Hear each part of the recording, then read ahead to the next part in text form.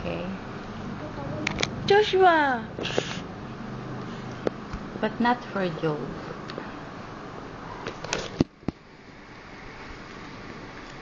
Ayan, alantak lang yung begin, Joshua. But not for Job. So what else can you learn from what we read? Don't complain! Ay. Don't complain. You're number one, whiner. You're a whiner. Mine. Mine. Siya. Kaya naman, yung hinaw na, pinapromise siya. Ito. Nagko-complain. Mami, init aircon tayo. Oh, si Joshua yung number one dun. Aircon. Aircon. What can you learn from Job? Oh my God, like lumana-mana from someone I know. Who? Somebody? The jobless. Okay, what can you learn? What is Job's secret? Praising Why? him. You know, he lost his His hair. hair. He lost his hair. Business. He lost his wealth, his children, his wealth, children, Life. the wife who constantly nags him, his health, he lost everything that is important to a person. Your family, your wife, your children, your wealth, and your health. Hair. So if that will happen to you, Hope, what will you do? Pick my nose. What will you do if that happens to you? You're not sure, no? You're You're not sure how you're going to react. Kasi I'm not even sure how Na-experience mo na eh. I got sick, di ba? I'm not. Hindi, The yung one I used to nawala kami.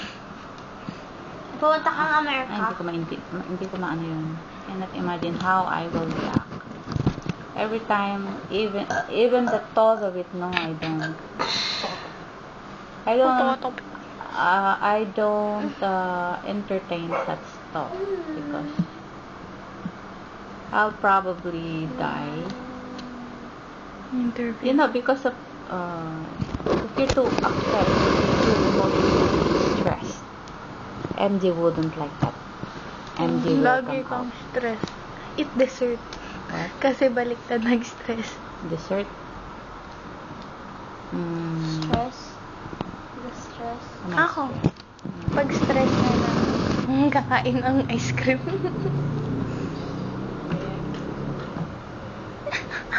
Ate, what can you learn from Job? Get a job. Get a job. Yeah, Job. So he lost his wealth, so it's automatically the answer to that is get a job. Earn your wealth back again. Oo nga. Diba? No. But the attitude here is he didn't blame God. Did he complain? No. He only Yung asawa niya yung He only nag-complain. asked questions. He only asked questions. Like me, I ask God questions, a lot of questions. Like, why? Why? Why me? Why him?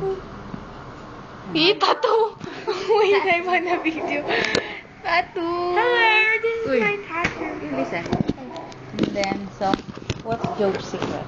Job's secret is, he knows God. He has an intimate relationship with God. So, di ba pag kilala mo yung tao, for example, si ate, kilala niya si Ate Lay. So, alam niya kung ano yung mga makaka-offend kay Ate Lay. Pig. Alam niya yung favorite ni Ate Lay. Alam niya yung temper ni Ate Lay. Alam niya lahat how Ate Lay will react to certain situation. So, it's the same thing with Job. Listen, you bring him down, her down, bring her down. Bring her down. Down. So, it's the same with Job, no? Malaglago na yung muso. So, it's the same with Job. Kaya siya nakakapagsalita ng ganon. Naked came I from my mother's womb. Naked I will sabihin, pinanganak siya, wala siyang Possession. nothing. Hindi siya mayaman. So nothing. And then, he accepted all the trials and the problems. He never blamed God for it. Why? Because he knew that God has a purpose for letting him go through that problem. So it should be the same thing to us. To me especially. I should know. I should know why God gave me a certain trial, a certain problem. I should know. And I should work on being intimate with God so that I will see His purpose. So same thing with you, ate. If you will ever face a problem in your job, in your personal life, same thing. Look at the example of Job. Look at Job. Same thing with you, young girl and young boy. So let's have the attitude of Job. Yes, we can question God, but syempre we do not expect God to answer us, right? Maybe if He chooses to answer, He will answer. Joshua, sira yung Silya. Sira na nga. Okay? You're not listening. Mami, nasama yun. Joshua, masira yung silya. Sira na nga. Tapos ko to. Ay, sunod na naman. Okay? So, let's remember Job.